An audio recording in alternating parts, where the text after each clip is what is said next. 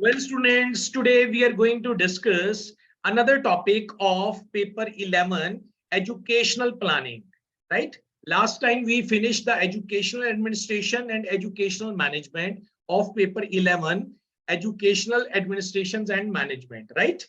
Today we are discussing the topic educational planning, like same as I discussed in last from the notes.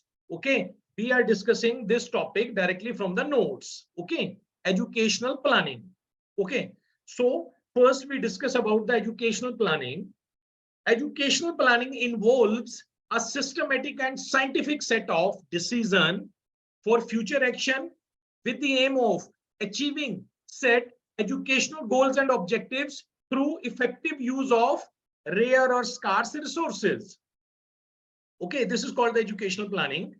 And although Philip, one educationist, has given the definition, educational planning in broadest sense is the applications of rational systematic analysis to the process of educational development with the aim of making educations more effective and efficient in responding to the needs and goals of its students and society.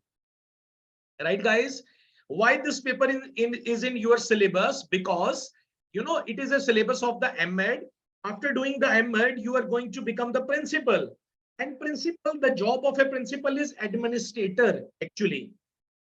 This is the reason, guys, you should be aware of educational administration and planning. The name of our paper is paper 11 of semester 3rd, educational administrations and planning. Last we finished educational administration and educational management. Today we are discussing the educational planning. What is educational planning? Being principal, you should know that it involves a systematic and scientific set of decision for future action with the aim of achieving set educational goals and objectives through effective use of resources or rare resources. It means if being principal, you have the rare resources, how you have to manage your already set educational goals and objectives. Then guys, you should be aware of all the educational planning. What are the nature of educational plannings? What are the strategies used in the educational plannings? And if we have the obstacles, problems in the way of educational planning, and how we have to remove it. Right, guys? So first we discuss, we have, a little bit, we have talked about the educational planning. Now we understand the characteristics or nature of effective educational planning. So guys, number one, educational planning should be dynamic. Okay, because you know that we are living in the society where everything is going to be changed after very swiftly. So it should be the dynamic. Number second, it should be the comprehensive. Comprehensive mean planning should take the overall view of the entire education system. It is concerned with the national education system. The overall view of a national education system must be done in order to have a adequate information for planning. So educational planning should be, comprehensive. Number third, it should be integrated. Educational planning, whatever we plan, okay, for the education, okay, what we have to achieve after 10 years, after 15 years. So in today's topic, we will discuss all the educational planning related, all the things, characteristics, nature, what are the obstacles, how we remove the obstacles, and what are the methods and strategies for the effective use of educational planning. So first we are discussing the characteristics. First, we are done. It should be dynamic. Second, it should be comprehensive. Third, educational planning should be integrated. It means educational planning should aim at maximizing output through the use of a limited resources. Means how, with the help of a limited resources, you complete the educational planning, right? Next, educational planning should be iterative. Planning should require redefining educational goals and objectives because of unforeseen obstacles. The planning should be flexible to give room for adjustment. Right, guys? Number fifth, planning should provide for explorations of alternatives. Right? It means it enhances choice of possible alternatives in terms of a method, strategies, and approaches for effectiveness and efficiency. Means whatever you plan for your school, for your education in the future for a 10-year or 15 years, so it should be so flexible. It should have the alternatives, right? And educational planning should be goal oriented, right, guys? So basically we are just discussing this topic. What is a you can say a conclusion of that topic. Basically we have to understand with the limited resources how we can achieve the aim and objectives of our education system, how we can make our educational planning so effective with the rare resources, right, guys? It should only be possible if in our educational planning having the, it should be dynamic, flexible, it should have the alternatives, right? Next is educational planning should be goal oriented, and seventh is educational planning should be future oriented. Means educational planning should focus on the improvement of a future educational development. And number 8 is the important, educational planning should be pragmatic, right? Pragmatic means the plan should be good and effective. The pragmatic nature of educational planning can be evaluated by how good the plan is and how well it is implemented, right, guys? Both things has covered. Ninth point, planning of education should be a continuous process that takes into considerations current changes in the society, right? Next point, 10th is educational planning is a deliberate action. Okay, this is the important. Okay, remember this line, guys. It is a deliberate option, deliberate action. It does not happen by accident, right? Just like a teaching is a systematic planning. It is a science. Okay, these are the systematic steps. You should know how you have to start your topic, how you have to announce the topic, when you have to announce the topic. Okay, you have to recapitulate the topic, giving the homework. Similarly, educational planning is a deliberate action. It does not happen by accident. Only then you can run any of the educational institutions so effectively. If you are aware of the educational planning, you know that what are the nature, characteristics, and how I have to use the maximum output to achieve the educational planning with the rare resources. The last is educational planning is a formal activity, means it has a structured plan and some procedure in a written form to follow, right? So guys, these are some of the characteristics of educational planning. Next, we talk about what are the importance of educational planning. Number first, it helps in identifying educational goals and objectives. And why we do the educational planning. So first of all, we should have some goals and objectives now, right? It means, well, up to this time we have to achieve this, and up to this time we have to achieve this. So there should be some set and goals and objectives. Okay, if we don't do the educational planning, so we don't have any aim or objectives. So educational planning, the importance of educational planning is that it identifies our educational goals and objectives. Number second, it helps in even or effective distributions of a rare resources, right? Number third, it aids decision making in education. It is a necessary for administrative decision making in education. Next importance of educational planning is that it enables a nation to make her choices clear in terms of educational needs, right?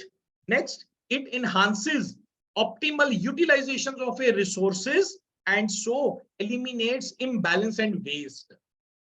Next is effective planning makes provisions for quality education, sustainable national economy. Effective educational planning, in fact, enhances investment in the human capital, which leads to the rapid national economic growth.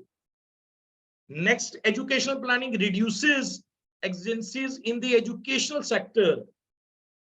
Problems are anticipated in the time and dealt with appropriately, right, guys? Next, it is underlined by the blue pen. Okay, the main points. Okay, rest you can learn, guys. Okay, I'm focusing on the main points. Well planned education enhances literacy and reduces ignorance among citizens. Okay, and how we can assure that the one well planned education system only with the help of a educational planning. Okay, and the last point is planning means educational planning gives direction and guidance for a country's educational system. Okay, okay guys, next the question arises, what is the need of educational planning? So under 6 or 7 points are specifying what are the needs of educational planning. Number first, educational planning, it ensures success of the institution. Guys, if you don't do any planning, any educational planning, you can't be assured that okay, you will achieve success in the your institutions. You can effectively run your institutions. So what is the need of educational planning? The first and most important the point is that it ensures the success of institution. Okay, next,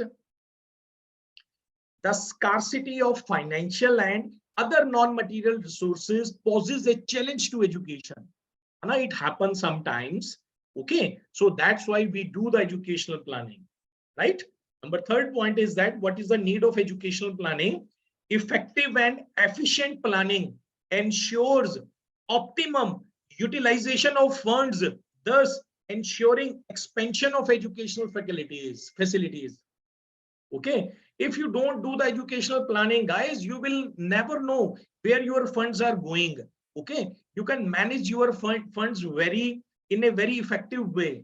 In fact, this planning ensures, because you are the principal, you are the administrator. Okay, all of the money, fees, each and everything, okay, it comes to you and you have to distribute that. You should have the knowledge of educational planning in order to successfully running your institution. That's why this paper, this syllabus, this topic is in your syllabus, right? So guys, these are some of the points. The last is education planning is one of the components of the overall national socio-economic development. The overall planning has to state the objectives of the education and provide the finances for educational development for accomplishing these objectives. So guys, because our education is directly related with the society, what is basically our education? Whatever we demand, yeah, we want that, so society should be such type. So this thing we do with the help of our education, right? Means you cannot separate the education from the society. What we learn from the education, we want that, in order to smoothly running the society. So it is connected with the society. Okay. So next we talk about principles of educational planning. Okay. First, little bit we talked about what is educational planning. Then we talked about characteristics of educational planning, then importance. Now we are discussing the another subtopic under the educational planning is principles of educational planning. Means what should be the assumption, what should be the principles, or what should be the, you can say that, सिद्धांत क्या होने चाहिए for the educational planning, right guys? So in order to be effective and efficient, the following principles should be followed. Number one, educational planning should be integral part of the overall planning for national development, right? Means whenever you have to make the educational planning, so guys, you have to keep in your mind, overall planning of the national development. Okay, well, what is basically our educational planning? Why we are doing these all the activities? Because unless or until we are educated, we our nation cannot be got success, cannot get success.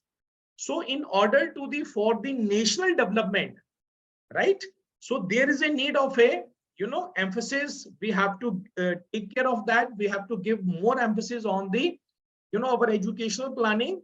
That's why whenever we have to make the educational planning, we have to keep in mind the overall planning of the national development, right?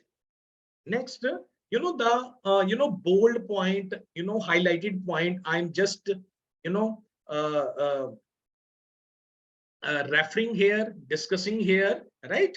The rest of the material you can learn from the notes, guys, right? Important bold points I have already, done that. So I'm just discussing this. Next, principles of educational planning. You know, it must be comprehensive in nature and must incorporate every level and type of education, all stages, if life as well as lifelong learning. Naturally, what is education? Education is a lifelong learning. Education is as old as the human race. It is a never-ending process of one's inner growth and development. Okay, and education can be a stretch from from the cradle to grave. Cradle होता है झूला, grave होती है कब्र. झूले से लेके कब्र तक एजुकेशन चलती रहती है, right? In fact, we can say that our whole life is the education, right? Education is a lifelong learning.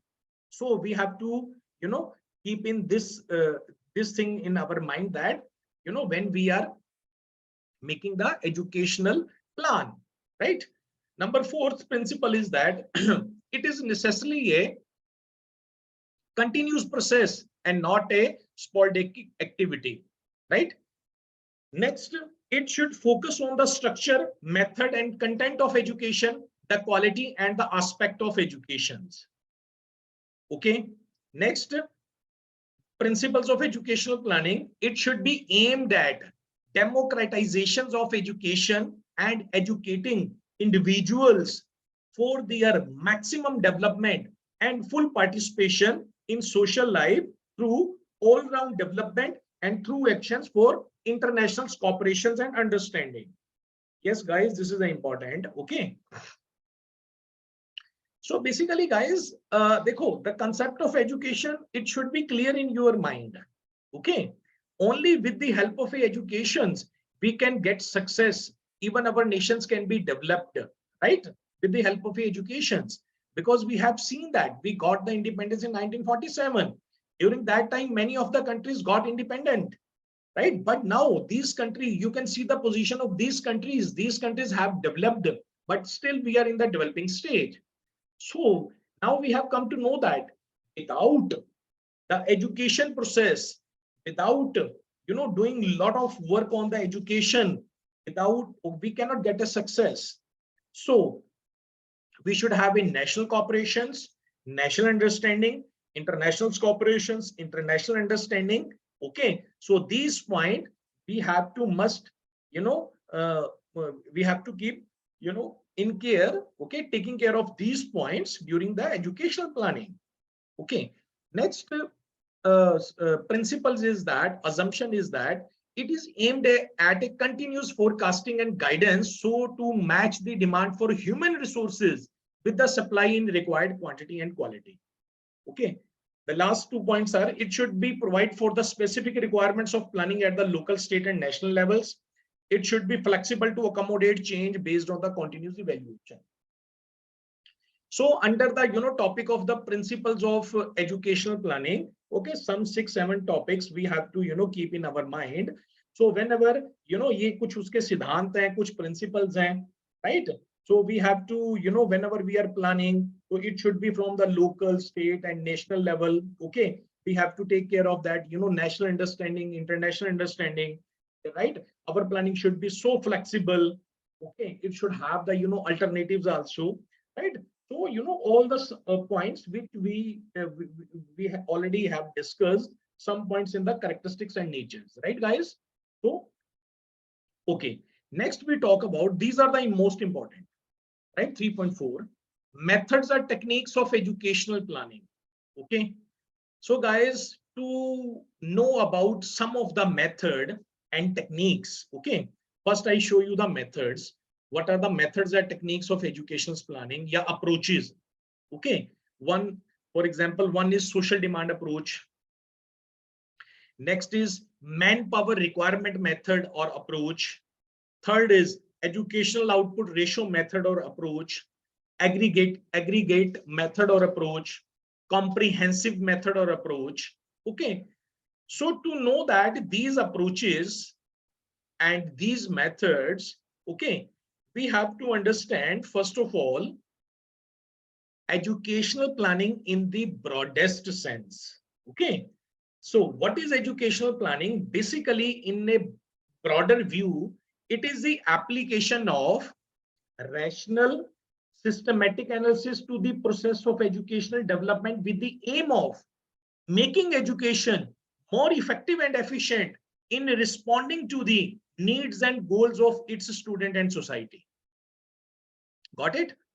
So first off, we should have in the mind now what is meaning of educational planning in the broadest sense. So that's why now we will come to know that some of the methods or approaches to meet that criteria. So educational planning involves the interactions of the various dimensions. For example, from the social aspect, there are so many aspects: social aspect, human resource aspect, political aspect, religious aspect, right?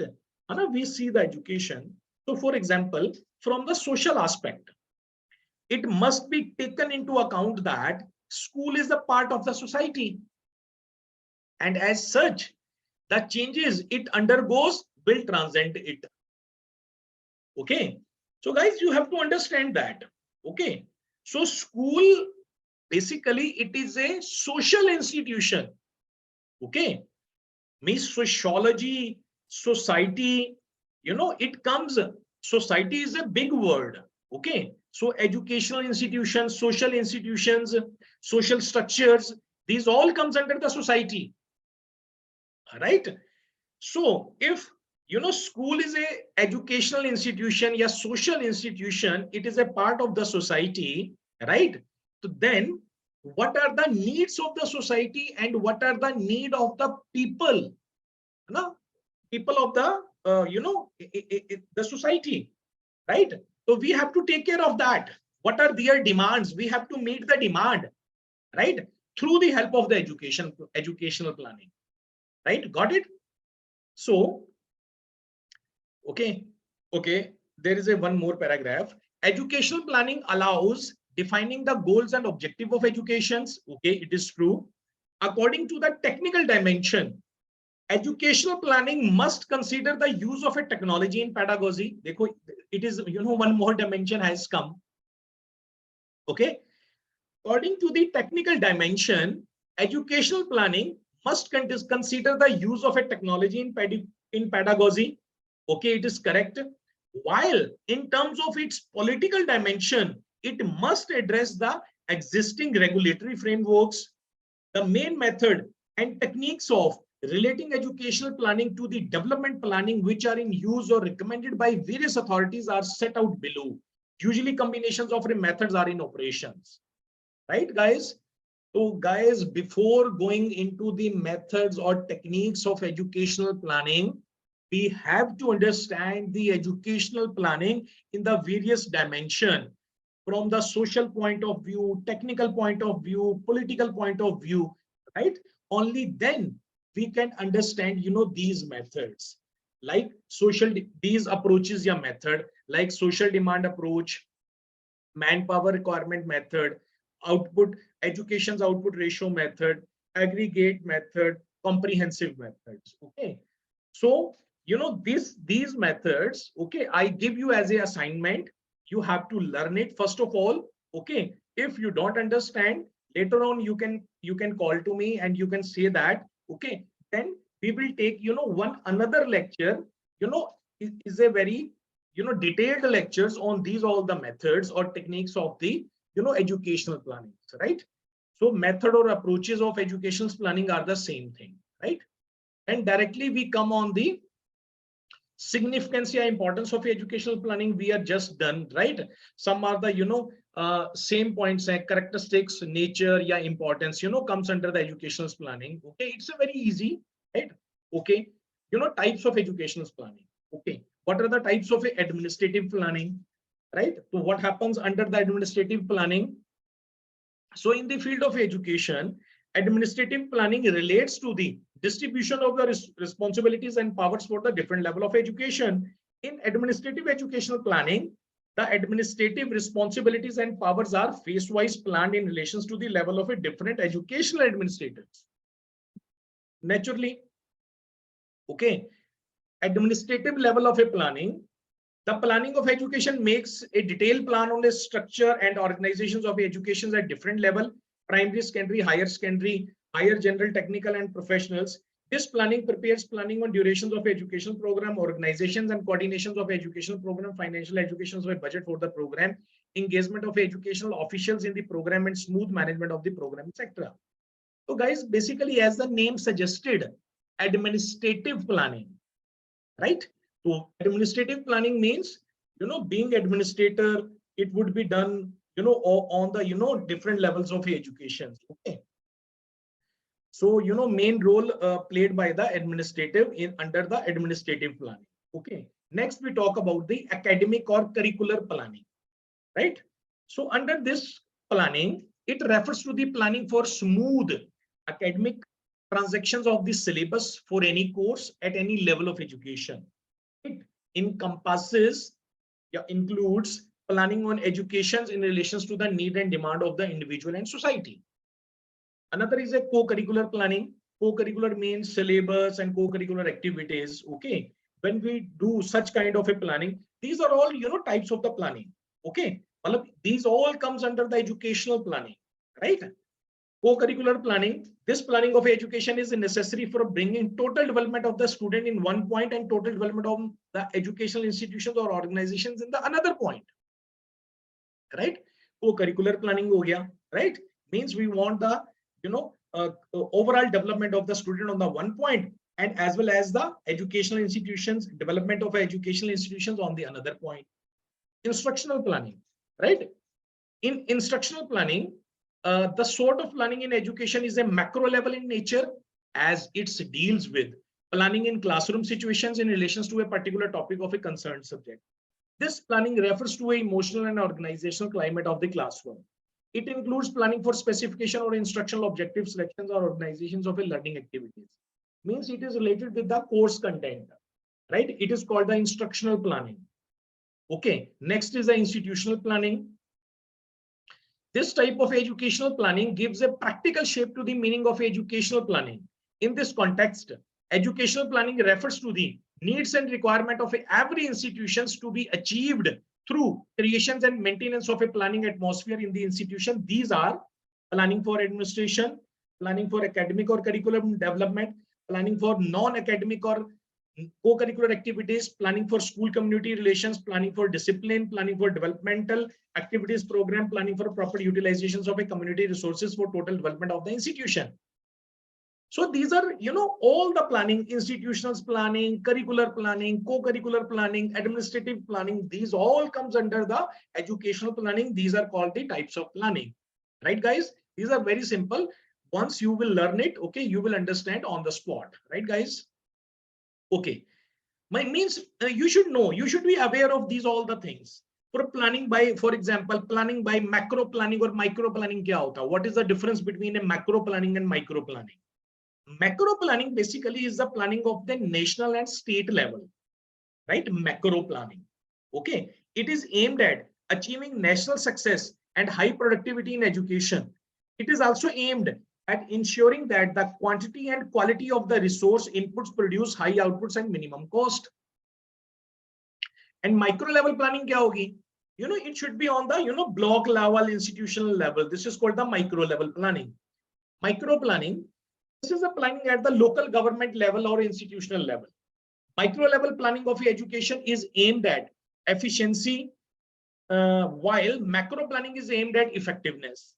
This type of a planning focuses on the inputs and processes of educational practices. It deals with the educational problems at the institutional level. It tries to ensure appropriate combinations of education resources with the process as to obtain high productivity.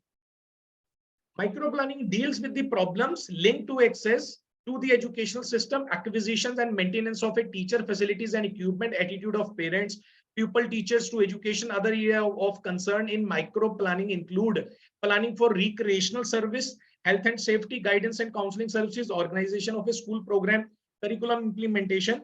So guys, all this is called the micro level planning. Okay. Macro level planning is related with the state or nation. Okay. You should be aware of these two type of planning, micro level planning and macro level planning. Okay. So we are done with the types of planning also. Okay. Next paper, chapter 4th, yeah, new topic. Next topic we talk about, well, it is related with the educational planning. Okay. Conceptual framework for educational planning in India, right? So guys, here we will talk about, what are the problems, okay, what are the hindrance of educational planning, okay, then what is the need of decentralization, okay, then evaluations of the Panchayati Raj institutions, what are the functions of the planning commissions. Okay, so these all we will discuss under this topic, conceptual framework for educational planning in India. It is related with the previous topic which we just discussed, right? So guys, directly we talk about under this topic, educational planning in India, what are the problems, obstacles or hindrances for educational planning in India? Okay, what are the problems we face, okay, when we do the planning? Okay, we have understood about the educational planning. Now we talked about what are the hindrances, obstacles for educational planning in India, right? Because specific in India is written in the syllabus. So guys, what are the problems?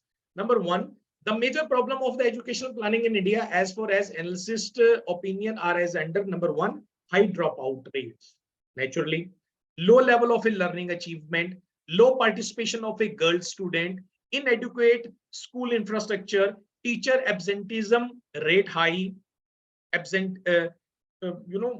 teachers का absent होना, large scale teachers vacancies खाली पड़ी हैं, है ना, they are lying vacant, inadequate teaching, inadequate learning material, lack of public involvement in provisioning of educational service, variation in the literacy rate for the special groups of citizens, variations in interstate literacy rates. So these are, lot of, obstacles, hindrance, comes in the educational planning in India. Okay. Now we talk about what are the steps taken by the government in order to accelerate the educational planning in India. What are the steps here? What are the suggestions by the governments? Number one, to increase the number of institutions, okay, teachers and student at the elementary level. Naturally, guys, you will come to know that, first we have to increase the number of institutions, teachers, student at the elementary level. And even the elementary level or primary level, education is must. Education is the fundamental right of a person, fundamental right of the child, right? Our, article 45 says that there should be a free and compulsory education to every child from the age of 6 to 14 years, right? Article 45 says, even guys, about, we have discussed the topic, universalizations of elementary education. What is the universalizations of elementary education? It means all of the children across the country, they should get the elementary education free of cost from the age group of 6 to 14. But what happened? Even it is written in the constitutions, article 45 says that, but there are various approaches, various policies implemented by the government in order to achieve the universalizations of elementary education. So this line, it comes under that part also, to increase the number of institutions, teacher and student at the elementary level.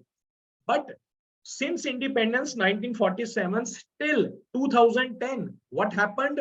We were not achieving this aim. What is the aim? To achieve the universalizations of education. So then guys, you are aware of that. In 2010, one act came, RTE Act 2010. This is called Right to Education Act. Even whenever, whosoever the persons, even the parents, teachers, they violate this act, so it is punishable, right? So guys, now we can say that we are achieving for the getting the aim or objectives of uh, universalizations of elementary education. So uh, in order to remove these obstacles or hindrance, we are just discussing in the way of educational planning, right?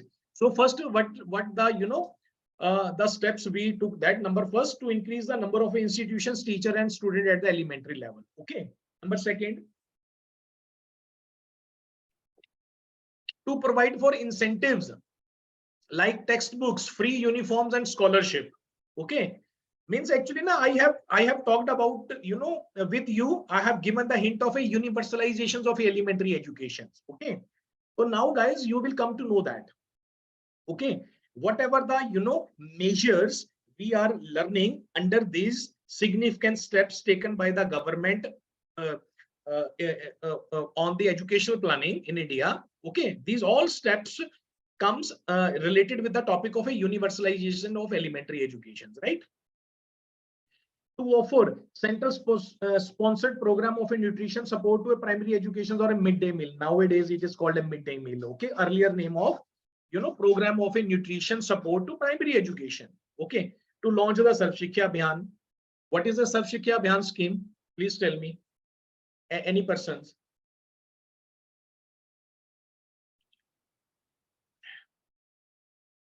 Sarv Shiksha Abhiyan, guys, it is a program started by the government in the year of a 2001 in order to achieve the universalizations of a education. It is a time bound, means government was saying that up to 2010 we will achieve, means all the children across the country, they will get the primary education at least. Okay, then that to initiate the district elementary education plan. Okay, actually it is called DPEP, district primary education program. Okay, it is another scheme started by the government. Okay, in order to achieve the this is educational planning na guys, because agar hamare children of the country, they are not getting the elementary education, so what would be the what is the meaning of educational planning? So these all comes under the educational planning, right?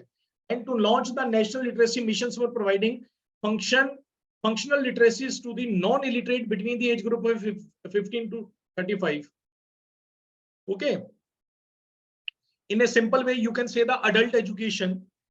Okay, ye dekho, to provide the free and compulsory educations for all the children, to improve the industrial training institutes, board of technical educations and engineering colleges and polytechnic colleges and apprenticeship schools, to upgrade the Indian Institute for Technology of Indian Institute of Management, to progress in new technology based areas like biotechnology, bioinformatics and nanotechnology. So these all are the significant steps taken on the educational planning in India, right? Okay guys, next we discuss another topic, educational planning of India, strategies, steps, role of a planning in educational development, means role of a planning commission. Okay, first we talk about the what are the strategies of educational planning, right? Number one, educational planning is to be done taking into consideration the society needs. For this, educational activities are to be organized by bringing integrations among them. It means these activities to be organized by encompassing its social, economic, cultural aspects for human development. Number second, well, these are the strategies for the educational planning. Educational planning is to be done basing upon the research and survey of present positions of things so that the organizations of educational activities will be research based. Planning of educational program will be successful if planning program will ensure active involvement and continuous participations of all individuals and groups involved in the process of a representative form. Naturally, it is also a part of a strategy, right?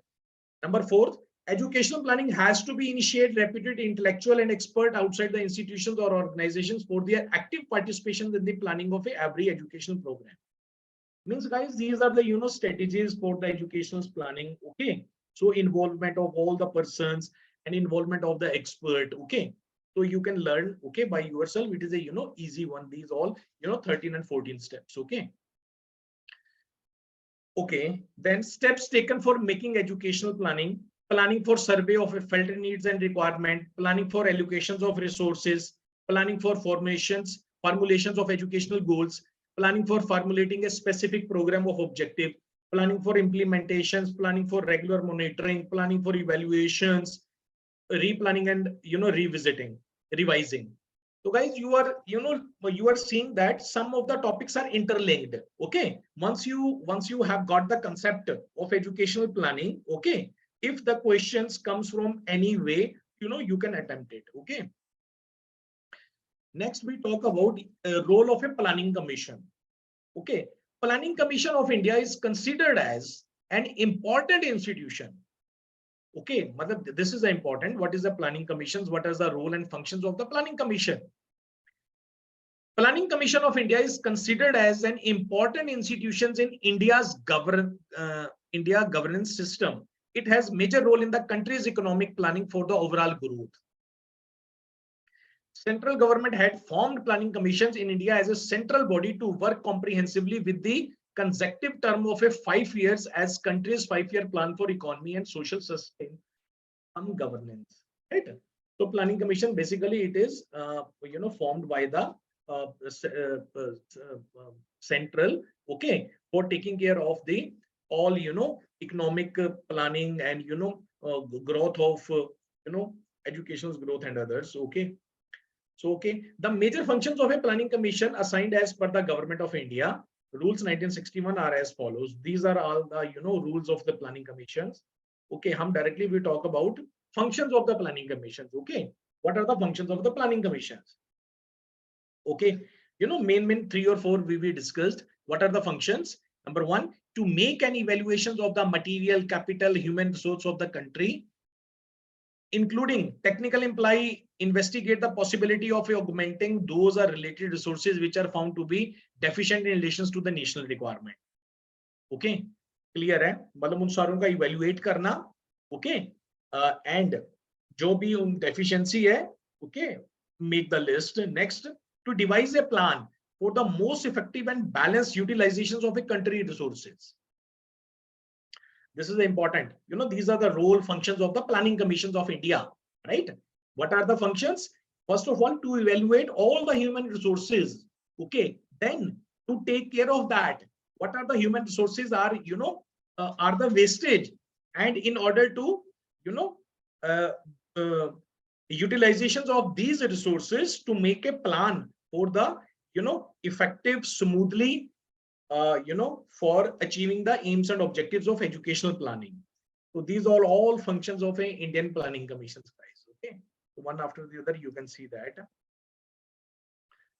Okay, this is the important, this paragraph is important. So guys, what happened, planning commission was running from up to the 2014, but what happened in 2014,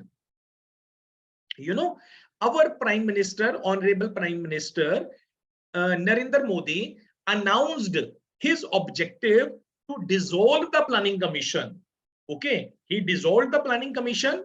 It has been replaced by a new institution named the NITI Aayog.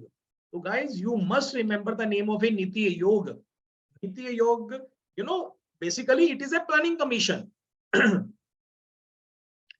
NITI Aayog is a government of a India policy think tank. It is announced by the Prime Minister 2014 May. Prime Minister Modi ji dissolved the planning commission or replaced a new name by the NITI Aayog. The assured aim of a NITI Aayog formation is to promote involvement and participation in the economic policy making process by the state government of India. Has adopted a bottom-up approach in planning, which is a noteworthy contrast to the planning commission's traditions of a top-down decision making. This is the important. One of the important directives of NITI Aayog is to bring cooperative, competitive federalism and improve central-state relations. Actually, our Prime Minister Narendra Modi not only dissolved the planning commission, basically he changed the, his working style also.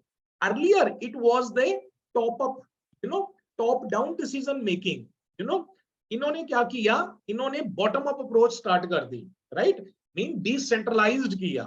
So only guys in the education, last we done the educational administrations and educational management, we have come to know that, decentralizations of education is must. Only then we can achieve whatever we have planned. Be decentralized. So then only we can fulfill our educational plan, whatever we have made the educational plan for our country. Got the point?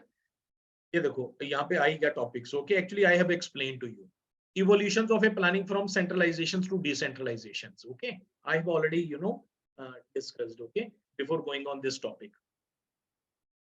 So it talks about why the decentralized planning and NITI Aayog, है ना? I have just discussed. Now you have come to know that. Okay. Okay, merits of decentralized planning. So yeah, these are the merits of objectives of the decentralized planning. Okay, so I have discussed with you in a very simple way. When any of education system, yeah, any of the things, it comes a decentralized. Decentralized means powers are given to all the persons, even up to the bottom levels, powers are given. Okay guys, actually since independence up to the 1980 or 1990, I think up to the 1990 or 1986, before the national policy on education 1986, if you have to open a school in the India, you have to take the permissions of the central government, and you have to take care all things by the central government, because power is in the hand of the government. Now it has decentralized, right?